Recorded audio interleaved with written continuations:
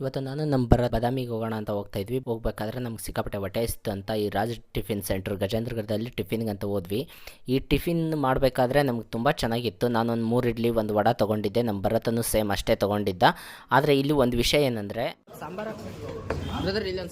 ಈ ಥರ ಸಾಂಬಾರನ್ನ ಕೇಳಿ ಹಾಕ್ಸ್ಕೊಂಡೆ, ಯಾಕಂದರೆ ಅಷ್ಟು ಚೆನ್ನಾಗಿತ್ತು. ಇಡ್ಲಿ ಕೂಡ ಅಷ್ಟೇ ಚೆನ್ನಾಗಿತ್ತು. ಅಲ್ಲಿಂದ ಒಂದು ಟೀ ಕುಡ್ಕೊಂಡು ಮತ್ತೆ ನಾವು ಬಾದಾಮಿ ಕಡೆ ಹೊರಟ್ವಿ. ಯಾಕಂದರೆ ಸಿಕ್ಕಾಪಟ್ಟೆ ರಶ್ ಇತ್ತು ಬಾದಾಮಿಲಿ. ನಾವು ಯಾವ ಕಡೆ ನೋಡಿದ್ರು ಜನ ತುಂಬ ಜನ ತುಂಬಿಕೊಂಡಿದ್ರು. ಸಂಡೇ ಆಗಿರೋದ್ರಿಂದ ಇಷ್ಟು ಜನ ಇದ್ರು ಅನಿಸುತ್ತೆ ನನಗೇನೋ. ಸೀದಾ ಹೋಗಿದ್ದು ಧರ್ಮ ದರ್ಶನಕ್ಕೆ.